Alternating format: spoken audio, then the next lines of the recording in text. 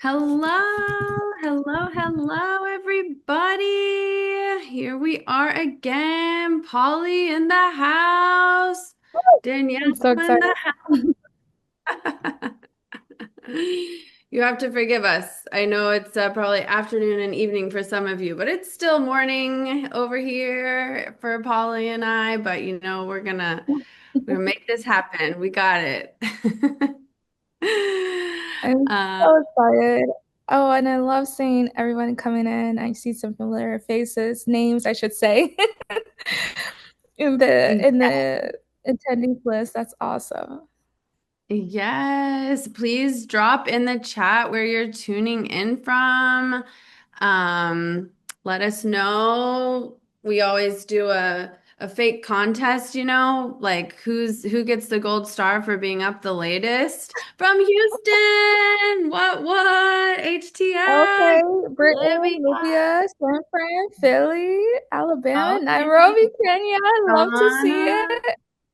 Wait, did someone Accra, say they're in okay, the North Carolina. DMV? Okay, Wait, North someone's at the DMV? Actually at the DMV? No, DMV, District of Columbia, Virginia, Maryland. Love Let it, me. love it. Okay. Oh, Siem Reap. Yes. Wow. Okay. Oh my Kenya God. again. Lagos. We got some Lagos for Rosenberg. Taiwo in the house. Tiffany Davis. Germany. Okay. Rosenberg. That's like, that's I so funny. absolutely love to see it. And also let us know if this is your first essentials or if this is your second one, third one, fifth one, sixth one. Let us know as well. We love to see it. Oh my gosh, I love this. This is my Yes, favorite Donna, part. second, This is my first, first. favorite. Oh, we got a lot of firsts. This is so exciting. That's Wow. awesome. Yay.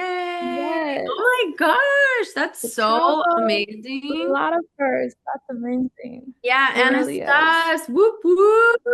Okay, yes, we got a veteran. This is their sixth essentials. Yeah, Love Anastasia it, love rocks. it. We love Anastasia.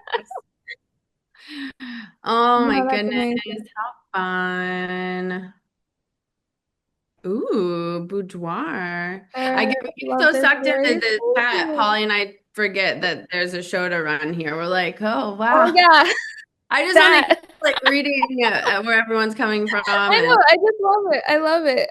Okay, let's get started. How about that, let's Danielle? get started. Okay, well, hi everyone. Wow, that was an awesome, beautiful, energetic, surprising, lovely welcome. Welcome to the Essentials and so many first timers. So let's just go through. Who are we? What are we doing here? The Essentials Mhm. is a free online series of classes on navigating the photojournalism industry and beyond. We haven't always only talked about specifically photojournalism topics here. So we do it all. This is our sixth season, six, and it's all been made possible by partnering with grassroots organizations working towards inclusivity, equity, and access across the visual media industry. So that's the Everyday Projects, Black Women Photographers, and Photo Wings. My name is Danielle Viasana, and in addition to my work as an independent photojournalist, I'm also a community team member of the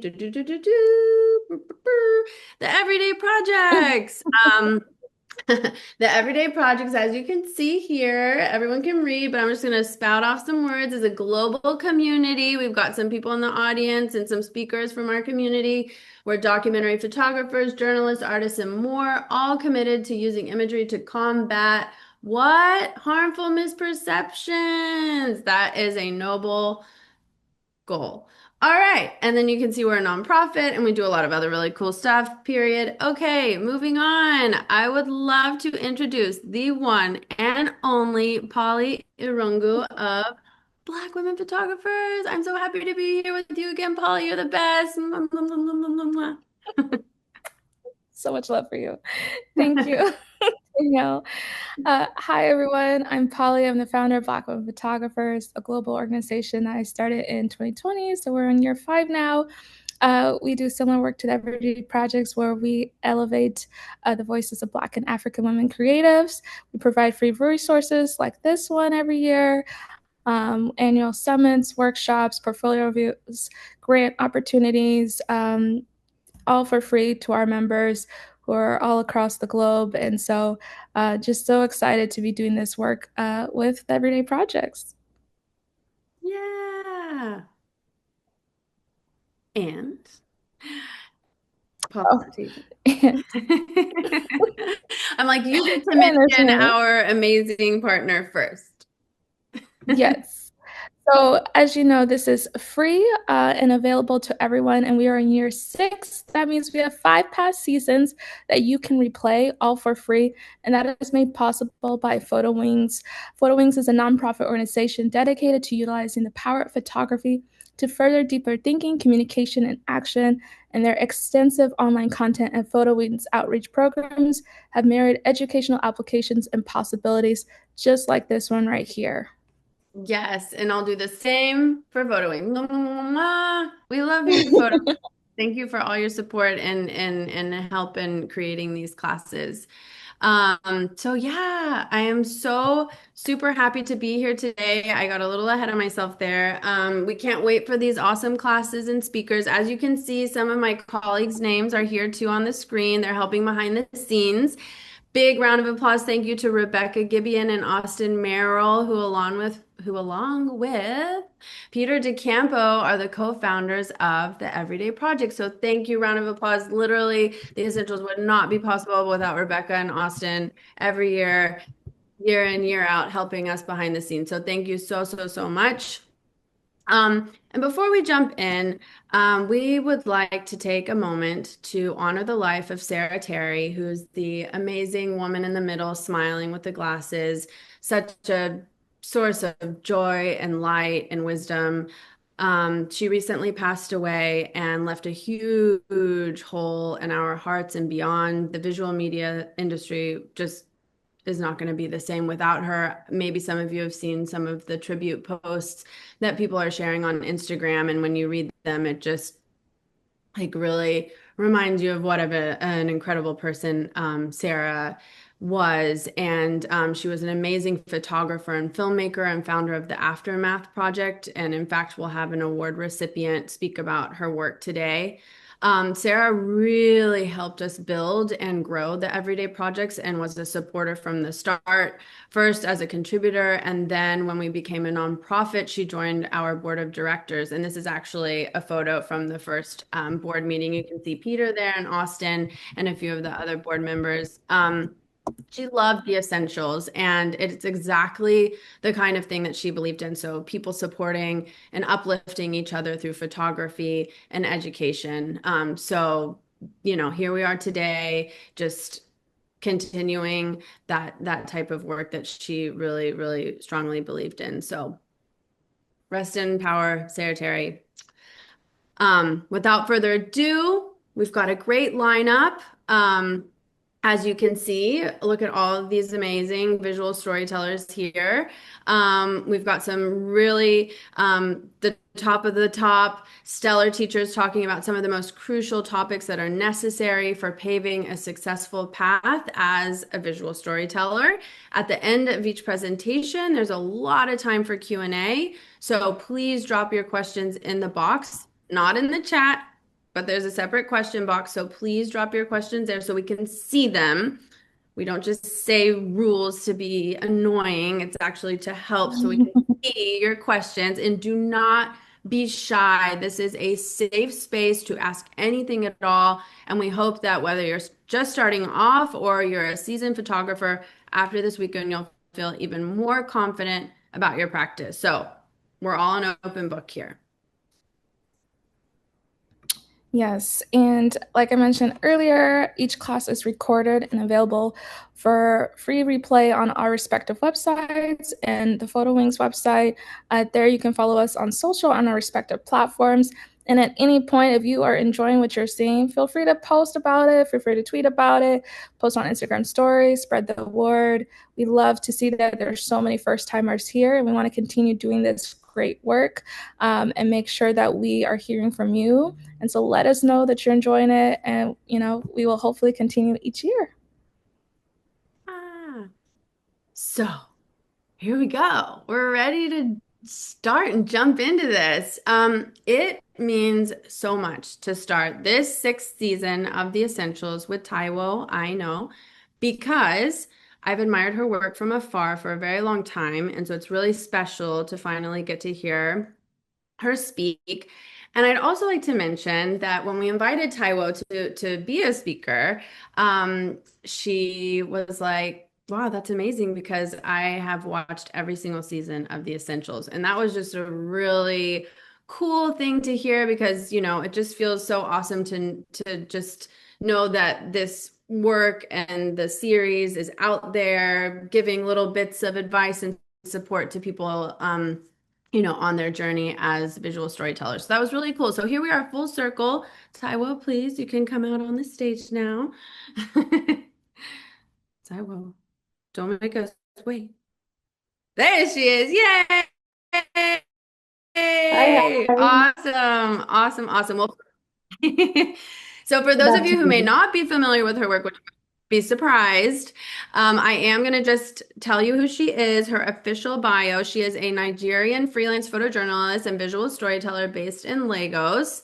She specializes in documenting real life experiences, often highlighting societal issues with focus on women's empowerment, sports, agriculture, climate change, and entrepreneurship. She's collaborated with international media nonprofits, including the New York Times, Le Monde, CNN, UNICEF, Global Witness, Red Cross, Oxfam, The Guardian, The Africa Report, and Reuters. Is there anyone she hasn't worked with? We don't know. In 2022, she had her first solo exhibition documenting female boxers. So cool. In Lagos. And in 2024, received the Women Photograph Grant for her project Game of Confidence. That is a huge grant to receive. Congratulations. Taiwo is a member of Black Women Photographers, the African Photojournalism Database, Diversify Photo, Women Photograph, Indigenous Photograph, and the Authority Collective. Wow. Look at Taiwo. You are incredible. Thank you so much again for joining us today. What a treat. We are so lucky to have you. And with her incredible experience as a guide, today Taiwo is going to let us in on her secrets, right, Taiwo? With how you approach difficult topics with care, as well as how to prepare logistically, emotionally, and ethically before, during, and after an assignment. Whether for personal work or a commission from a client, she's going to take us step by step from start to finish on how to be prepared for approaching tough topics with compassion. So, Taiwo, thank you so much again for being here and telling us My all your secrets. pleasure. Thank you. Thank you so much, Danielle. Hi, Polly. So good to see you here again today. It's been a long time coming. I think I've been joining since 2 or 3 years ago, and it's great to be teaching today. Shall I just get straight into it? Yeah. Let's do it. Okay, so I'm going to share my screen now. Okay, yeah.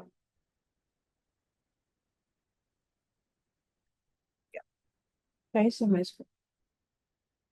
Yes, perfect. Wow. Look at that first photo. Oh my goodness. So hi there. As Daniel introduced, my name is Taiwo Aina, and I'm a photographer based in Nigeria. I feel like nowadays we have a lot of you can be a lot as a photographer, from a storyteller to a photojournalist to a documentary photographer to a conceptual artist. So I think I just like to call myself a photographer so I can fit in any as long as the project allows. So yeah, my name is Taiwo and I'm from Lagos, Nigeria. Going to be teaching on current news topics through a sensitive and fair lens. So my first photojournalism assignment was with the New York Times in 2021. No, I think it was 2023, yeah. So I was commissioned to document um, a campaign for the final presidential election. So I followed the presidential candidate, Peter Obi, through his campaign, and I documented the campaign. So it was quite interesting. I mean, I had to put in my experience from the workshop I've learned and past personal projects I've done, and I delivered well on the projects. And since then, I've been doing more news stories, reportage. And as a person, I've worked with Reuters. I did wire for them when I was in Abuja. It was interesting, but it is good to try yourself on wire, slow paced stories, personal projects. So I discovered that as a person, I prefer I prefer slow paced stories. I get to a location, take my time, have conversation, then take photograph of the person I'm trying to tell his or her story. So yeah, I'm going to just go straight into my slide and share some nuggets today. So yeah, can you see my screen?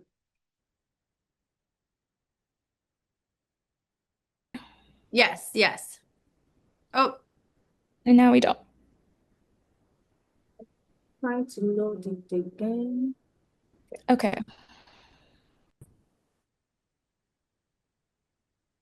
yeah, perfect. You're getting there. Yeah. Yeah. So what is news and what is news topic? So it is quite different. So a news is information of events, issues that have recently happened, and they are shared to keep people informed. It answers the basic question: what happened, where, when, who was involved, why, and how it happened, if possible. So for example, if there's a report that heavy rainfall caused flooding in Lagos or anywhere around you, that's what you call news. It's about a specific event.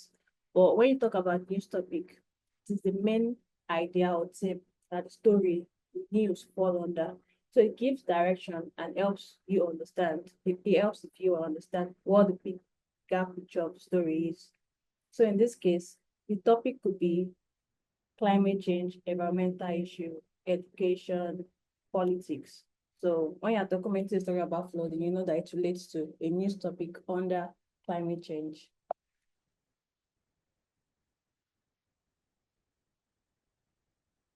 And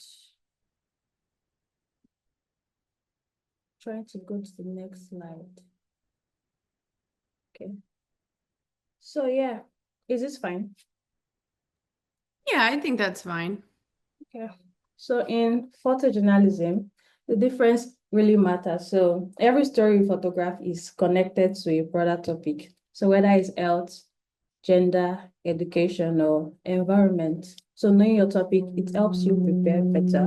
It helps you know how to approach people with sensitivity and create the work that not only shows what happened, but also explores why it matters.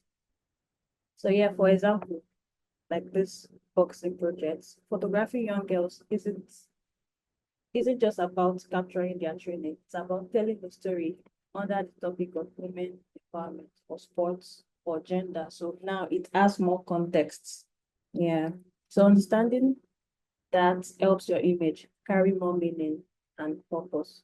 So under different news topics, you can have politics and governance, just like this campaign here.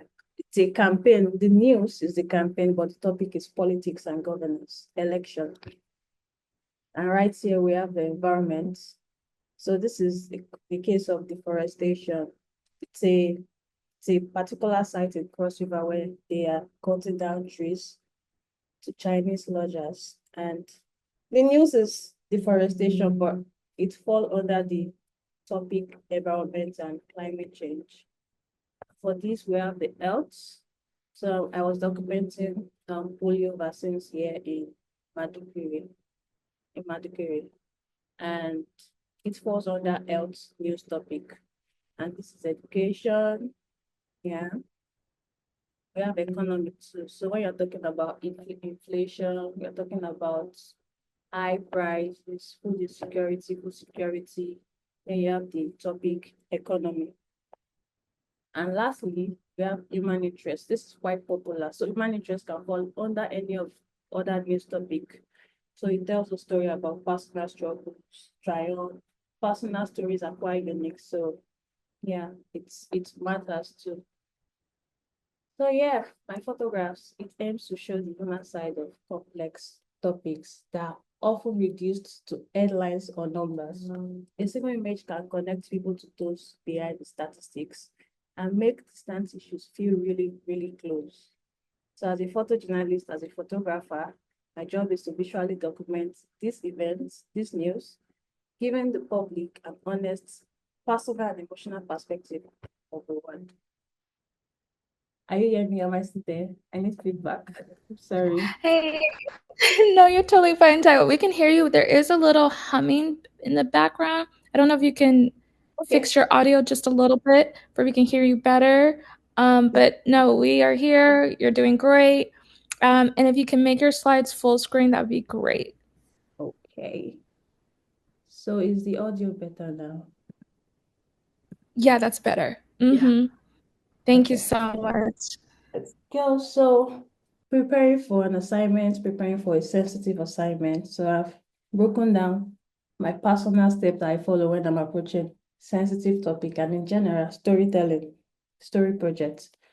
So the first thing I do is before the field, I trust my instincts. When I get commissioned for an assignment, I have the option to do the project or not. So one of the benefits of being a freelancer is having the freedom to decide whether or not to take an assignment. So this freedom, it really, really allows you to trust your instincts. So that's what I call the God factor. So I'm a Christian too. When choosing stories to work on and how to approach them, so you have the instinct. So when your nudge feeling tells you not to do something, it's better not to go for it. I know that the assignment might be quite interesting for you, but when you don't have the urge to do the story, I mean, you need inspiration when you are doing the story too, so it's better you just, don't do it, especially when it's a sensitive one. Yep. So before accepting any tough assignment or a sensitive one, I ask myself, does this topic, does it align with my interests and values? Is it the kind of story I would like to tell? The one that would be nice for my portfolio, or the one I really want people to know about? So you have to assess what the risks are, what risks are involved in the project. In the field, when you're on the field, what are the possible risks you might be exposed to ethically and afterwards? So personally, there's a saying I go by, no story is worth my life. Like I value my life so much. I mean, I have to be alive to tell the next story. So I avoid life-threatening assignments. So the last question I ask myself is, am I emotionally ready to handle this story? Especially if it's a very, very, very personal and sensitive story. That is a very important one because at the end of the day, you have to be emotionally stable to handle any project. Yeah, because your perspective matter at the end of the day. So once that is done, once I know that I'm going to work on a project, I read about the topic, I study the brief, if one is provided. So mostly for reportage, for stories for New York Times and all, the editor just give you a paragraph or, you collaborate, but there's no specific brief on like corporate that you have to go like do what they want, exactly what they want. When you're working with news agency, they give you the creative freedom to express yourself. So when there's no brief, I create my own story guide. I research about the story. I know what story, I have to know what the story about, what's the history about the story, has it happened before? Who has done something like this? How can I tell this better? What is the additional elements I could add in my own? So I start by learning about the background, the context of the topic, the history of the place, the history of the story, the culture of the place, very important. So when you're going to a place, you need to know about the culture and the environment, know how to dress. You can't be going to not a northern place and you are wearing a short trousers. You have to go covered up. So know about the environment, the people involved. So it helps me tell the story in a respectful and accurate way. It helps me to also approach the people respectfully. Yeah, so when I'm working, so generally when you're working on like a gender-based story, say you're working on a story about rape, most editors would like to hire a female to tell the story because it's quite sensitive. And when a male photographer goes to tell that kind of story, it's likely that the subject won't open up to the person because it's a gender sensitive story. So that's an example. I've not worked on a rape story before, but I'm just saying that to give a context to how you can respectfully approach people. It's also important to know who you'll be collaborating with. Either know the fixer, know the journalist. So most of the time, I'm either with a fixer or a journalist. So if the journalist is not on ground or the person is reporting virtually, the fixer is always available to take me around, especially if the news is not in Lagos or Abuja. And I need somebody to help me with access. I work closely with the fixer and the journalist to give the best results while keeping accuracy, safety, and respect at the center of the story. So collaboration is very, very important in any kind of story you might want to work on, especially sensitive ones. So when that is checked, I plan for my travel. I check my gear. I do gear check. I make sure my gear is ready for the job. My camera, my lenses, batteries, extra batteries, charger, memory cards, weather protection. So if you are going to a very hot region, you have to go with a lighter kind of outfit. I go with a backup drive. So I use two cameras. This is because it's not because I'm trying to be expensive, it's just to be safe. So imagine going to a region where you don't have access to tech, you don't have access to borrow any other camera, and your camera stops working. I learned that from a friend and colleague, Tom Seta. So he recommended that whenever you are going to a region or a place that you know that if your camera stops working, you are stuck. So it's better you have a backup camera. So I have two camera bodies, and I like shooting prime lenses because it is lighter to carry first. Secondly, it gives me more crisp images. And also it makes me to be more creative. I mean, I'm the one doing the whole zooming. I'm not zooming from a particular position. I'm moving around the subject. So personally, from the start of my career, I've been using prime lenses and I'm enjoying it. I don't know about tomorrow, but I'm using my prime lenses for now. It's quite not easy to be carrying four lenses about.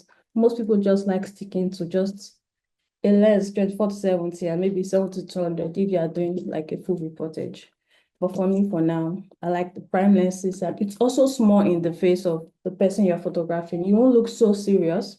It's just, my camera just appear like a toy. So most people really like Fujifilm because it is so compact and the lenses are small.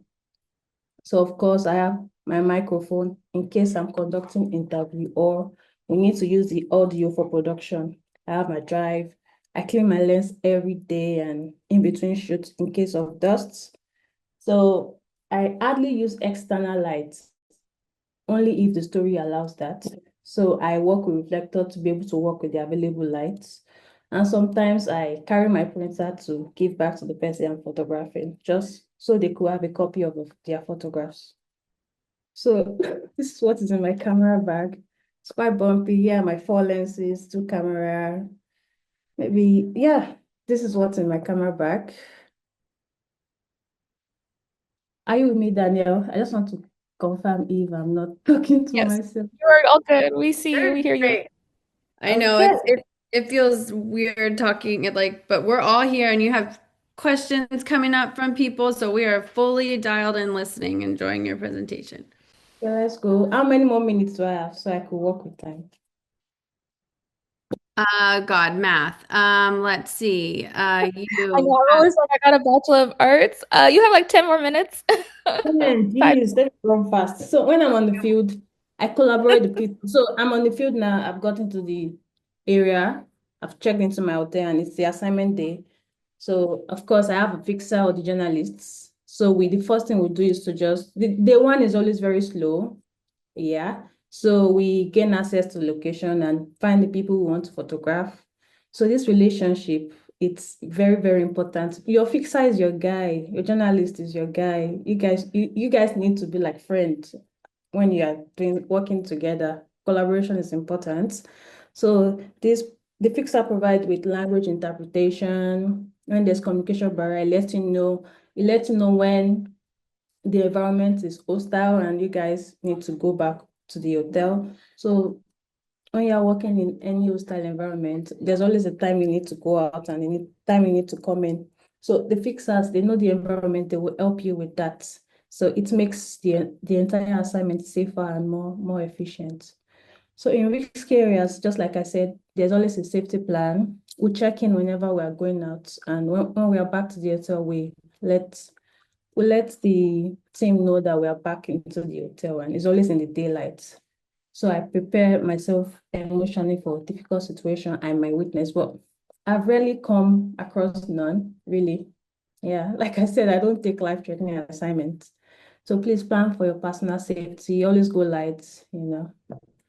So yeah, when you get to where you want to photograph, you don't just start shooting, you have to have conversations. Have conversations first. I always emphasize this because what do you want to photograph? You can't just photograph blindly. This person is not your friend. You have to establish some communication. Understand with this person. So pay attention when the interview is going on. Ask questions. Depending on the number of time you have to be very like prompt with that at the same time. So this will help you know the important story elements you need to photograph and how particularly you need to approach story. Of course, you'll have gotten your story guide before getting there, but on the field, things might change and you might need to maybe do more or do less. It determines. So a phone recorder and a jotter is important. So it's important to write down stuff because imagine you're working about 10 people and you need to caption it. It's important you need to write something on your phone or jotter. You might forget it. So before taking or sharing a photo, I will ask the person, I will ask myself, is this image truthful? Does this image respect the privacy of this person? Could this image cause harm or misunderstanding generally? So being ethical means balancing the public's right to know with people's rights to dignity. I always let the person being photographed know that it's okay to say no, or if they want the identity hidden. So this builds more trust when you're photographing, and you might need to get consent form signed when necessary. So personally, I do have consent form when I'm working, just for my own personal use. But when you're working on some projects, you might not need it. It's only NGO that is very, very compulsory to have consent form. So please consider ethical implications. Photograph with respect and dignity. So I always try to show people honestly and with compassion, be in their space, interact with them. So avoid images that are being exploitative. Photograph people the way you would like to see yourself, you understand? So ask for consent when possible. Every minute, like, are you fine? Can I, can I touch you? Can I turn you to this side? Please smile. Think about how the images might affect those involved after they are published. Yeah. Aim for impact and not just aesthetics. So whenever you're photographing, of course, you know that portrait, action, close up, environmental shot are important, light is important, but the main goal is to tell a true story and a meaningful story. So I look for moments that show emotion and meaning, not just what look beautiful. Of course, beautiful is a plus when it comes to photography, but the priority is the story, the emotion, and the meaning of the picture. So when you're done with the story, please back up every day. Imagine working on a 2-week project. You can't have all the photos on your camera. It's not safe. What if it gets corrupted when you're shooting? So back up every day into your SSD or your hard drive. Yeah, so after the project is done, I always edit immediately. I don't like piling up work because the next day I might be commissioned by another company. So I edit immediately. I create a catalog. I use Lightroom to edit. So I create a catalog for each project. They have their own folder. And when it comes to editing, I just do color correction. I don't do anything to the faces. I don't overcrop. And when that is done, I write my captions and I file the images properly. And when that is also done, I back up again to have all the, updates saved, like the new edits and the edited version of the images. So when all that is done, I rest and I recharge. Rest is very, very important. Take yourself out, have fun with your family and friends. It's not every time work, work, work, because our work is quite it looks easy, but it is mentally like demanding. So the creative work is not easy. So you need to rest, spend time with your family and loved ones, go out, have fun, and repeat with the next assignment, with the next story you want to do.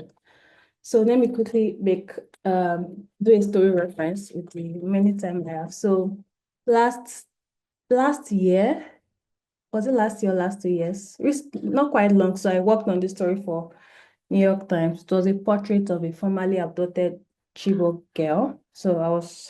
They were kidnapped from their school in 2014. And this girl, she got released not quite long, and I was asked to go get a portrait in Maduguri. So yeah, the editor sends an assignment email. I will confirm my availability. So here's the email. This icons. Sometimes it's always on WhatsApp or Instagram. So social media is quite important. You need to be active if you're a freelancer. So yeah, and always reply fast because the assignment may be time sensitive. So the next thing I do after the assignment is to get in touch with, is either the journalist get in touch with me or I get in touch with the journalist or the fixer. So yeah, the fixer messaged me and we got talking about the story and how I'm going to get to the location. So yeah, when we got there, it was quite hard for the girls to come out. So it was only one person we end up photographing. See, he said he has been working things out with options available. We tried a lot of options, but at the end of the day, we got someone, and it's always good to like collaborate. Don't be like boss. You are literally clueless there. So you need to work with the fixer, give it up, commend the person working with you, and vice versa. It encourages the person you are working with. And yeah, so Aisha showed up. That's not her real name. I'm trying to protect her name here. So she showed up and we had a conversation with her privately and I photographed her. So when the interview was going on, I was noting out the important thing I need to photograph. Of course, the brief was a portrait.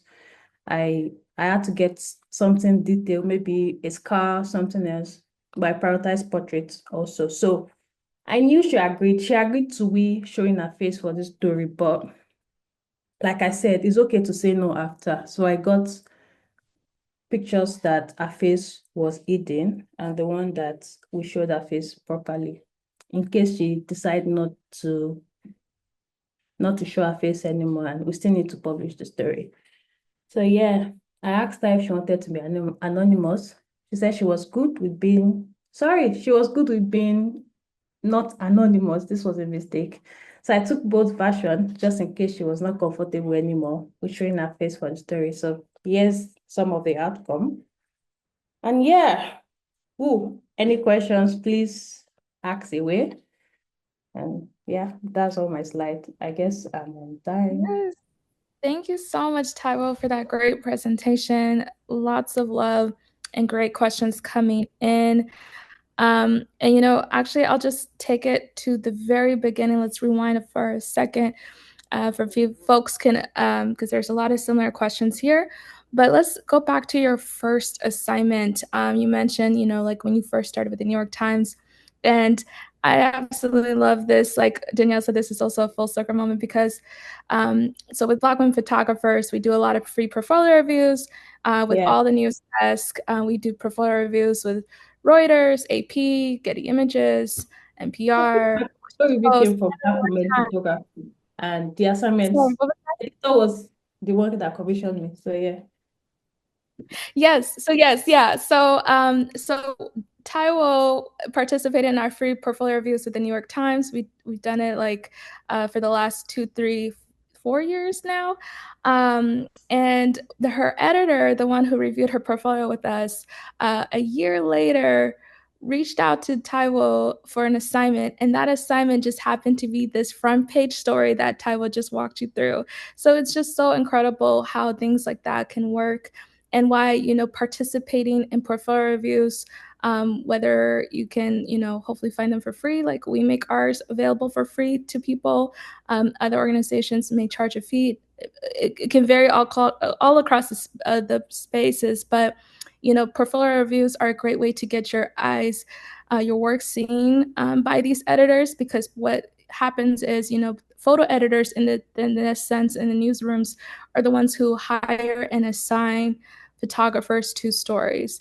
And so if you aren't able to participate in a portfolio review, what you can do is just search for photo editors, maybe go on LinkedIn and type in the New York Times, type in the company, the New York Times, and then go to people. And then on that, whoever has a LinkedIn or New York Times, their names will start lining up and you'll see their names like, okay, this person, Tanner Curtis, he's one of the photo editors at the New York Times. And then you can send him a message on LinkedIn requesting, for him to look at your work or maybe just pitch yourself. That is a great way to get your work seen by editors who are in a position to hire.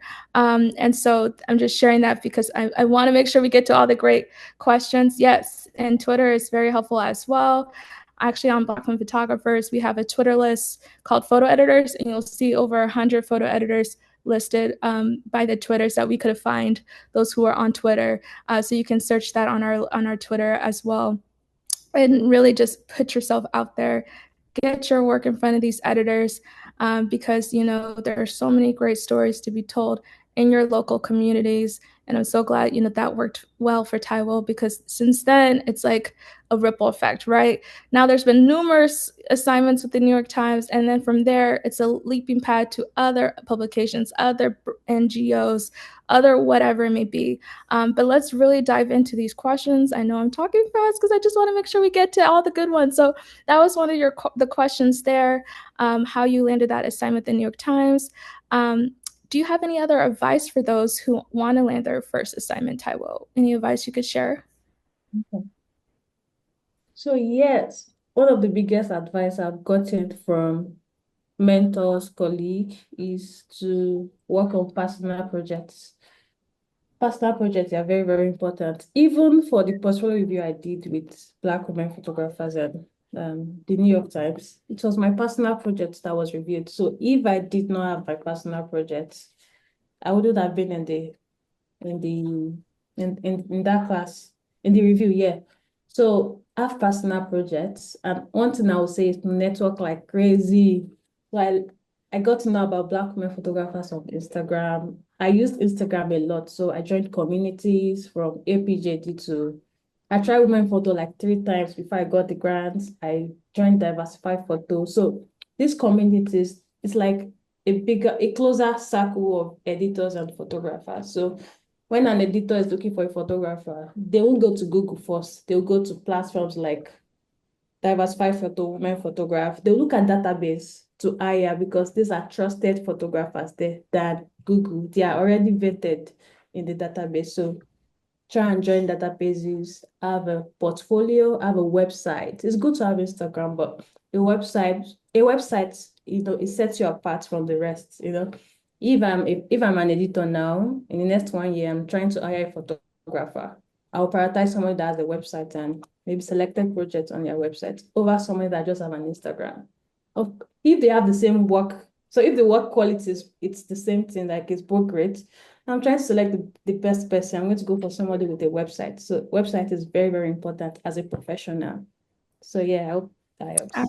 Absolutely. And those who want more on the websites and the pitching, don't worry, y'all. We have more classes that will do a deep dive on those topics. On the same sense, Taiwan, on that note, we all know that every month or every season may not be fast seasons, right? You may not get a lot of work. So in that sense, how have you remained resilient when you are building up to these type of clients and when the work is slow?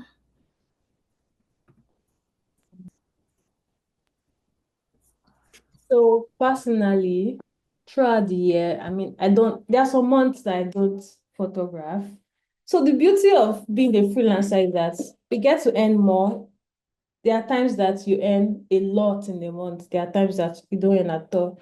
So you need to you need to learn money management. You need to save, you know, have, so there are times that assignment won't come and even personally I get down. But the fact that I have savings, I still have money to spend keeps me going. Maybe that those time I try to like apply for grants, last 2 years I applied for grants and luckily I got it. So I'm always applying for workshops. When the work is not coming, what are you doing? You're supposed to be like developing yourself in other aspects. So if you get assignments all the time and you're not developing yourself, it's equally not good. You get worn out. So time you're not shooting, rest, develop yourself. You can apply to be a teacher somewhere. You could even have another job you are doing as a freelancer. So have multiple ships of income. You can sell prints. There's a lot you can do. Do personal projects. Personal projects is always a good investment to make. The stories you work on for clients, they are not fully yours. Of course, you own the copyright, but there's a way you can work with your own personal project and you can exhibit it anywhere. You can sell books. So prioritize personal projects when you're not working. Please learn how to manage your money well. A lot of creatives fall into this bit, they don't know how to manage their money well. It's not every time you get assignments. Most time I shoot maybe once in a month, once in 2 months, and I'm good because I have learned how to manage my money. I don't spend like a freelancer, I spend like a salary earner, you know. So yeah, that's it for And me. I really love that you're actually, it's so great because we obviously we don't tell speakers, to talk about our next classes or whatever. We don't tell them to advertise for our next classes, but the things you just touched on, it's so great because it's going to be the perfect transition to the rest of the day because you're talking about pitching, you're talking about portfolio, you're talking about money management. And guess what, y'all? We have a class for each one coming up this whole weekend. We literally have a Yeah, be speaker there. talking about every single thing that you're just referencing here. So we won't deep dive about those threads because we want our next speakers to really touch on that. But I love that you're bringing these things up because we will be speaking on that later throughout this day and also this whole weekend. Speaking of personal projects, I love that project that you did that you got the grant for Women Photograph. We have a question here. This person asks, I've started a project on homelessness and the effect of temporary accommodation on children. I've started using my family as we are currently in this situation. Do you have advice for taking on this kind of project? Can you ask the question again, please? Yes. This person here asks, sorry, just move the question. I started a project on homelessness and the effect of temporary accommodation on children. I started using my family as we are currently in this situation. Do you have advice for taking on this kind of project? Hmm. Okay. So this kind of projects are the ones that win award. I'll tell you first. So it's very personal. It's very from you going to somebody's community to tell a story. It's always good to turn the lens on yourself. Have a small camera, document every moment, morning, afternoon, night. If you don't have a mentor, try to get one. It's always good to have a mentor guidance. So shoot it personally, shoot black and white, colored, shoot everything. And the more kind of pictures you have, the better. Um, I don't know why you are moving. I don't know if it's because of migration. So you might want to connect it to a news topic. If it's migration, connect it to migration. If it's about family, home, connect it to something. So it will be globally relevant, you know. Yeah, and please get a mentor to properly guide you on the project. It's a really, really solid project, and I'm rooting for you. Yeah. Thank you. And again, we'll have more, on that, to how to, do personal work in future classes. And also we've covered that in past classes as well. But you mentioned a mentor, and we have a question here about how do you even find a mentor? How do you go about that? Tell us how you approach that in. Okay. So approaching a mentor might be tricky because everybody's actually busy with their life. Everybody's busy. So you might not have a specific mentor, but you might have somebody or maybe two or three people that you respect their work, that you can ask questions once in a while. You understand? So if you are living in a community like Lagos now, you have access to a lot of photographers. Message them. Don't say, please come and be my mentor. Please don't do that. It freaks people out. just ask, oh, please, when next you are shooting, do you have anything I can help with? So always propose a value or just meet up with this person, show them what you are currently working on, and the person will give you one or two advice. So in 2020, during lockdown, when I was trying to know more about documentary photography, I I explored personal projects. I was clueless. I was just doing it because I couldn't be at home and do nothing. I had the camera. So I turned the camera on my community, my family, and I messaged people like Andrew Sebo, Tom Sater. I messaged colleagues around me, and that was the moment where a lot of people embraced online kind of learning. So out of all people I messaged, maybe like two or three people replied, and we did a Zoom meeting like this. I showed my pictures, and they gave me they gave me advice. So I was specific about what I wanted from them. It's not really a mentorship from the meeting. So it might not be a mentorship per se, but when you have someone that constantly guide you once in a while, range of people that you can ask about editing, about access, just have a group of community you could reach out to. So mentorship might be such a huge task, but be curious, ask questions, ask it with people are always willing to answer questions. But when you are clueless about what you want, you just want mentorship. There's a lot that entails with mentorship. So leverage on social media, attend events that you meet this person that you want to get the person's attention. Yeah, you'll be good. But don't just message people to ask for mentorship. It's quite tasky.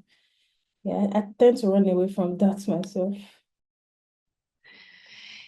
Um, yeah, I love everything that you've said about community and building community and how important that is and how to, not be afraid to ask questions. Like even when working with an editor, maybe for the first time, sometimes we worry like, oh, if I ask questions, I'm going to seem unprofessional or it's going to look like I don't know what I'm doing. But actually, the more questions you ask, the better off you'll be, the more prepared you'll be. And in fact, sometimes asking questions can appear more professional, right?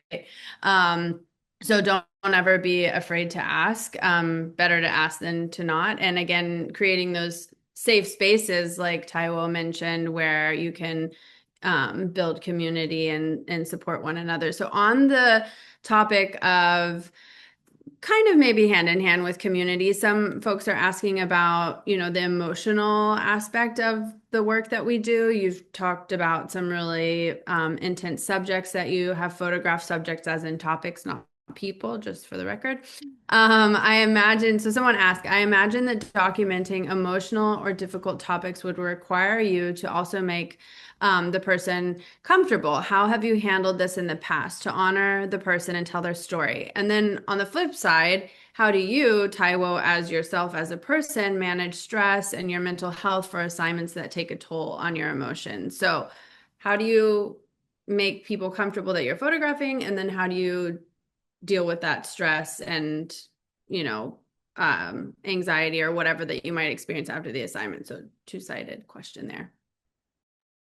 Okay, so I will go with the first question that says, how do I make the person comfortable? It comes with skill. Making somebody comfortable.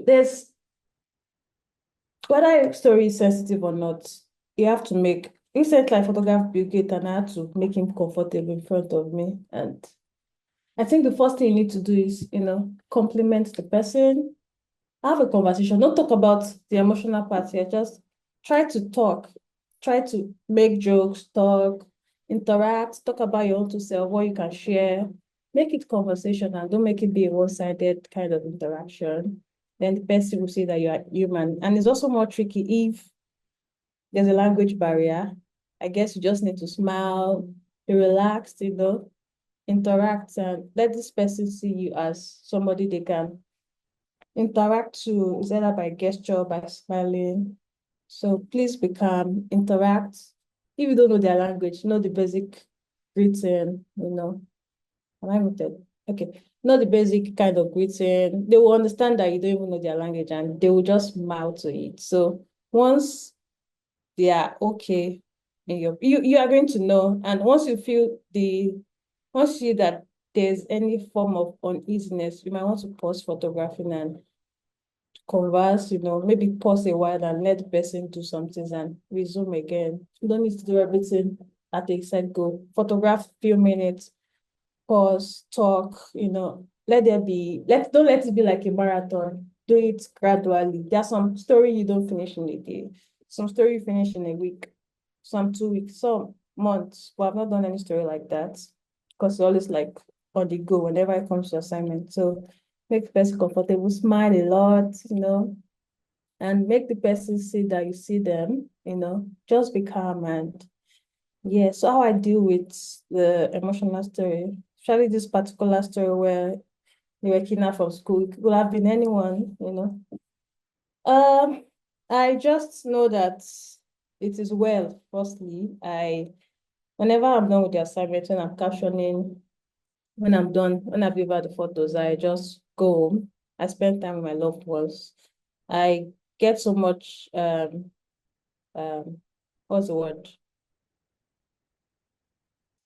I love being at home. It helps me. Like whenever I smile at my family, like when I'm at home, it makes me just forget everything and know that it is family that truly, truly, truly matters. So family is my own cheat code.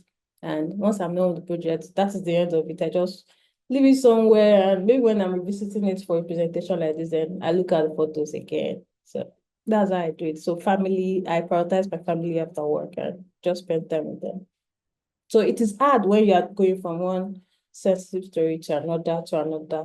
That kind of situation, you might want to see a therapist, or if your work provides that, you could tell the editor that this particular story, you might need to see a therapist, and that will be covered also. It's just a conversation and open up about it, talk to someone, talk to a colleague, talk to a friend, talk to your family, and that's a step to getting better. Yeah.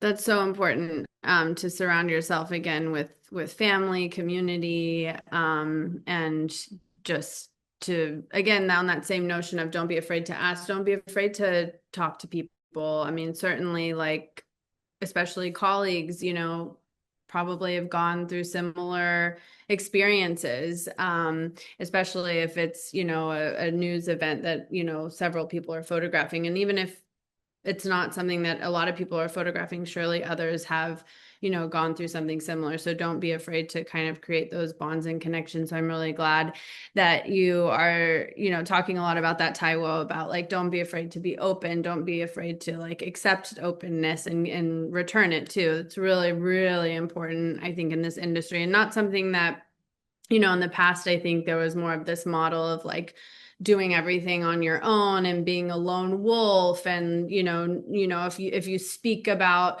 these difficulties, you're going to be perceived as like weak and not able to do the job. And thankfully that narrative is shifting, but it takes people like you, Taiwo, and others to say like, hey, it's okay. And let's like, work on this together. So thank you again for mentioning that about community. Also want to say that, sorry to cut Yeah, you, no, that please. our assignments, the way our work is structured, especially for freelancers, it could be very, very lonely. You don't have like a workspace you go to. You are going from an assignment to your house to another assignment. If you are lucky, you are a believer, you go to a church or a mosque, you have some community, but it's structured that you go from assignment to another assignment to your house. It's a lonely world. So please, even if you don't photograph sensitive story, you need to still surround yourself with people, please. Have friends, invest in relationship, community. Yeah, so yeah, I just thought to chip that in. Yeah, thank you for bringing that up. And, it just reminds me of like, um, if you don't see it in your community, make it, like Black women photographers, the everyday projects, women photograph, all of these like organizations that seem so big and they're doing so many incredible things. It started from an idea. It started from someone, and Polly, obviously you could speak better to that, as the founder of Black women photographers, but it's like you see an issue or you see something lacking and you say, you know what? I'm going to do something about it, so don't be afraid to reach out to photographers in your town or city and get together, make it happen. So kind of going to totally shift gears a little bit here because we had like at least a few questions on the same topic about fixers. So people are saying this is a long question, but basically just about fixers. So what is a fixer? How do you know that person is going to be sensitive to the subject? Is there like a vetting process? Explain a little bit more about what you mean by this form of collaboration. And then on the topic of fixers, what is your process of finding a fixer in the area you're visiting for the first time? Do you research that before the assignment, or are they recommended to you by whoever is commissioning the story? So a lot of questions about fixers. So mostly so a fixer is somebody that fixes you. I don't know if that makes sense. So whatever you need as regards the assignments, from location to hotel to flights, sometimes to who to photograph, where to go to, anything you need as regards to story, the person fixes you up with it. The person helps you. So some fixers can be journalists, some could be photographers, some could be someone that is really good with the community and language. So yeah, mostly they are journalists and photographers that they are currently not taking assignment, and they just do that as like a side hustle. So it's also like a side hustle for you. If you're a photographer, you don't know about your community, where you can also look into fixing. So the second question is, how do I know a good fixer? For most of the times, the way I'm being commissioned as a photographer, the fixer too is commissioned on their own. So I don't really go through the process of commissioning a fixer. So, but there are a few times I get to. So whenever I'm working in Lagos, in my own city, I know the people I need to work with. So I have friends that are photographers that also work as fixers that I can reach out to help me on this project. Let's go together. So whenever I'm working in Lagos, last 2 years I work on a story on Lagos urbanization that I had to photograph in Lagos for like a week or two. I couldn't do that alone. So I had to call my friend Dami to help me around. He's good with Lagos. So he's not officially a fixer, but he helped me fix on that project. So relationships again. And let's say you're going to a place that, okay, the journalist didn't link you up with any fixer. You need to figure out everything on your own. So you need to leverage on your community, somebody that's been there before, someone that's done a project there. Ask for the person that helped them, look for photographers there and ask if they know anybody good with fixing that could help you to get this access, to get this, because really a fixer makes your life easy. You're already worrying about the creative process and all. You don't need to worry about where will I see somebody to photograph, where will I go to. That's already a lot. It could affect your creative process. So they are not always expensive. It always was like, just have a fixer to help you whenever you are clueless about what you want to do. And you can talk about that to the editor if there's no fixer, and they'll be ready to help you with that. So yeah, I've not worked with any bad fixer really, because at the end of the day, you're still the one coordinating the whole creative process. It could be frustrating when you probably don't understand the language and the professor is just telling you what he wants to tell you. Then, well, I've not experienced that before, but all the fixers I work with, they are amazing. And if you notice that the first day you work with a fixer, the person you didn't like the whole approach and it's affecting your own creative process, you might want to like get another person. It might be hard when you've already started the project, but what's giving it a try? Maybe the driver also can speak English. Just work with the driver too with the fixer. So it will be looking very awkward. You just need to get your work done at the end of the day. So yeah, that's it. I hope that answers the question. Yeah, you're just like, No, thank you. boom. Mhm. Polly, do you think we have time Yeah, for one more? yes, And let's then do one more question. Mhm. Because one thing I love about your work is the way you approach lighting, even when it's like difficult situations.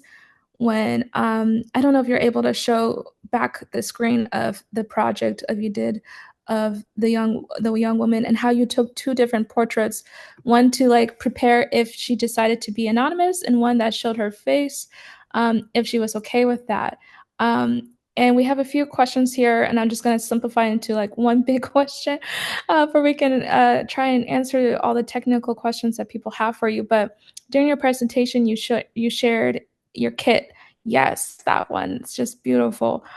During your presentation, you shared it with us, your gear kit, and you mentioned that you use Fujifilm.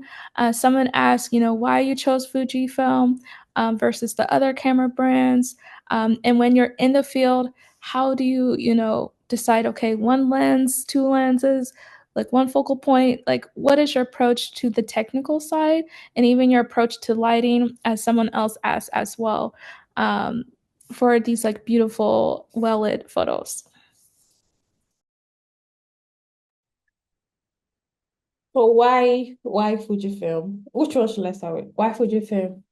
So I'm not specifically, I could shoot Canon, I could shoot Nikon. There was a day I had access to use a Nikon and I used Nikon at Fujifilm. But I really love Fujifilm because it's not a promotion, by the way. It's compact. It's very, very small. It doesn't get into your creative process. And how do I know the lens to use per project? So I used to camera body, right? One is always on my neck, one is strapped to my hand. The one that is on my neck is either 50 mm, or it's tricky when talking about Fuji lenses because Fujifilm is a crop sensor. So when I say 23 mm, 23 mm is 35 mm. Yeah, and 35 mm is 50 mm. So my go-to lens is the 23 mm, which is 35 mm. I'm always a 23 mm is always on one of the camera.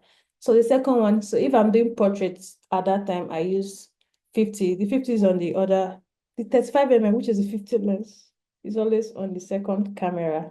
So my go-to lens is always the 35, the 23 mm and the 35 mm. So when I'm shooting a tight space, then the 35 mm changes to 16 mm. So I switch to the 16 mm, which is a 24 mm. I hope I'm not confusing. Let me just stick to normal range. So I'm always shooting 35 and 50. So when I'm shooting a tight space, I switch the 50 mm to the 24 mm. So that I don't shoot reportage often, so I can always control when to change my lens, and also that's it. Then my camera bag is on my back or in the car, or strapped, or the extra lens is strapped to my side, so I don't need to be going up and down. Yeah, that's what I do. So what's the other question, please? No, and then on a similar note, then how do you approach lighting? Like you see, there's two different approaches with your lighting here, and even how did you approach um, directing her for this story?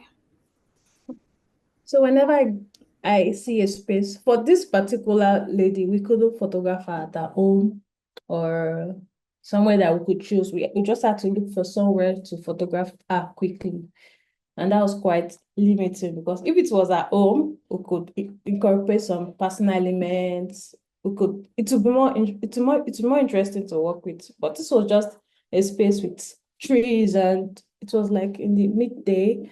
So whenever I'm working, I look for backgrounds first. I check the lights in the area. Where can I get an amazing light to put my subjects? And after that, I look at the background. I look at colors around. So these three things guide me on where and how to photograph.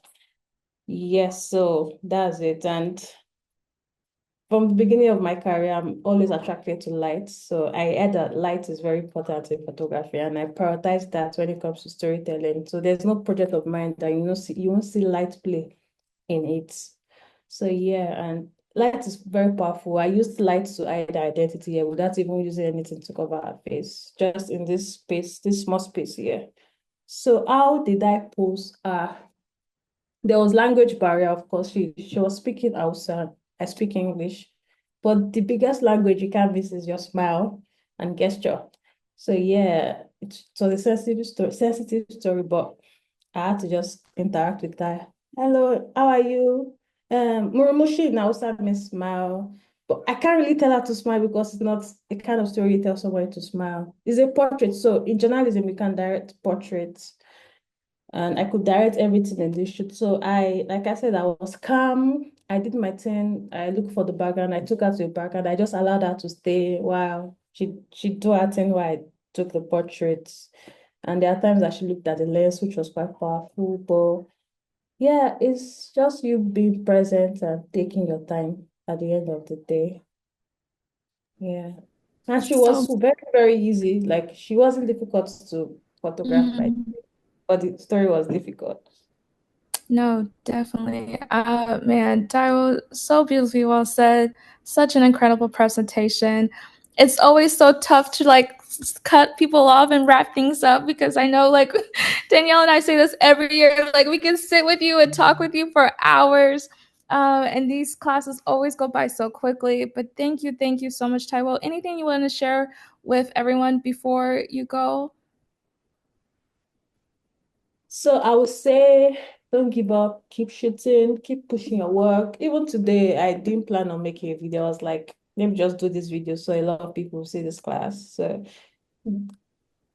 use any opportunity to push your work out there. Keep working, don't give up. It's okay to take breaks. Don't be hard on yourself. Yeah. Thank you. And Well your story is my said. Thank you for inspiration. this reminder. What's that? Sorry. What'd you say?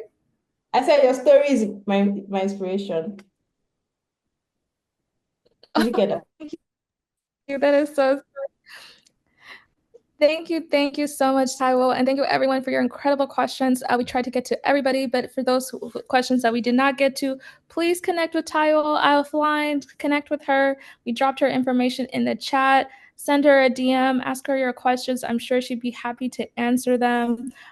Thank you so much again, Taiwo. I'm just so proud of you and your journey and seeing how far you've come. And I know you'll have so much more to go as well, and the powerful stories you're telling in your communities and abroad. So thank you so much, Taiwo. Thank Thank you. you, Taiwo. Yeah. All right, everyone. We will be starting our next class with Nicole Tung in just a moment. We'll be talking about how to pitch. So, for those who had those questions about pitching and we didn't answer them, this is why. Because Nicole will break it down how you can break through the noise and how to just make it seem not all around scary and daunting. Because I promise you, it's not. It's not. She will simplify and break it down for you. Thank our partner Photo Wings again, helping make the essentials happen and making it free and accessible to all of you and anyone who wants to learn. It's free because of our partnership with Photo Wings, and Photo Wings' mission is to highlight and help facilitate the power of photography to influence the world. As a nonprofit, they help photography to be better understood, created, utilized, seen, and saved. And that is exactly what we're doing here today. So if you tuned in late for any part of our presentation with Taiwo or any other speakers you can't make it to, don't worry. All the classes are being recorded and will be available for free replay afterwards. Again, thanks to our partnership with Photo Wings.